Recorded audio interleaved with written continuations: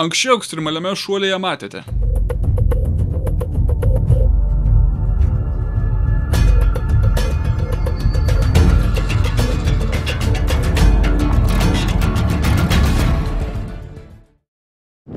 Nu, labai neša? Neša biškai, bet sniegas jisai lengvas. O dabar žiūrėk, ką prima. Nu ką, susimatysim pačiai.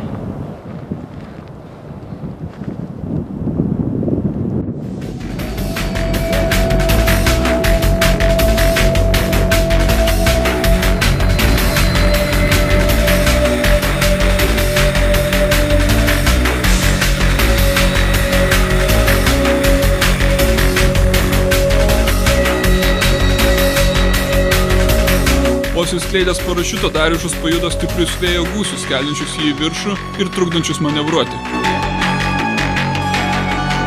Žiemos metu orai Monte Brento viršūnėje beveik neprognozuojami, todėl tik drąsiausi šuolininkai renkasi šį metų laiką.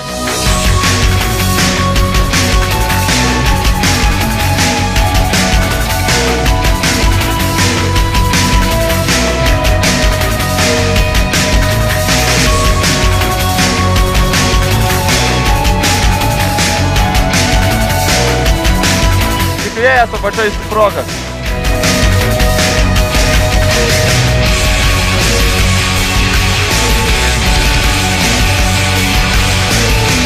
Supratęs, kad nepasieks planuotos nusileidimo vietos, Dariušas taikė miško keliuką, tačiau paskutinę sekundę jam sutrukdė vėjo gūsis. Pakybo medis.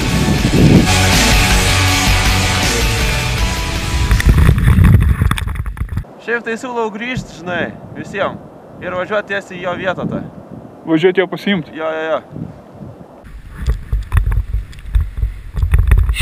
Žiūrėk, vėl. Дерево.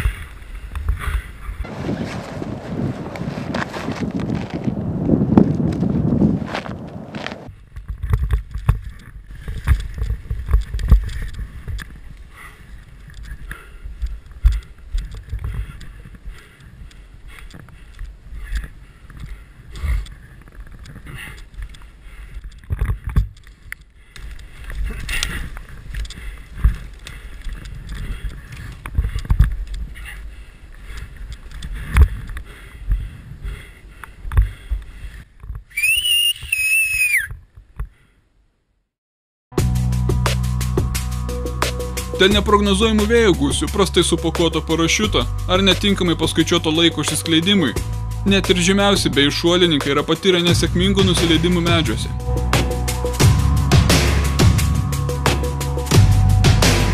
Leidžiantis į medžius dažniausiai suplėšomas parašiutas, tačiau būna atvejų, kai medžių šakos sužaloja ir pačius parašiutininkus. Jei sportininkas išgyvena tokį nusileidimą, jis gali pasinaudoti specialiais paleidimo įtaisais, kurių pagalba išsisega iš parašiuto sistemos.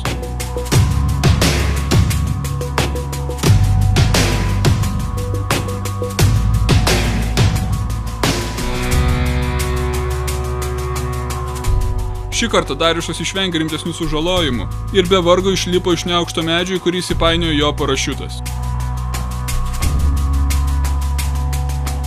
Ten dabar išsamiau tą visą įvykį, kaip taip atsitiko, jog teko leistis medžiuose ir ar dažnai taip nutinka?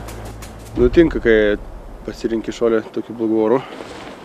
Tiesiog nesitikėjau, kad apačioj bus tik toks stiprus vėjas. Kažkaip viršui buvo daug ramiau. Ir kai leidusi pasirinkau kelią, tačiau likus 2 sekundėm nusileidimo mane nupūtė tiesiog iš šono į medžius. Pats nesusižalojai? Ne, viskas tvarkoj. O parašiutas? Žiūrėsim, liktai irgi viskas tvarkoj, ten nieko baisaus. Tai dabar ką darysi su parašiutu? Dabar nuvažiuosim prie stovyklos, ten išsitiesiu, apžiūrėsiu visus, išpinsiu stropas ir pakuosimės. Toliau ekstremaliame šuolyje.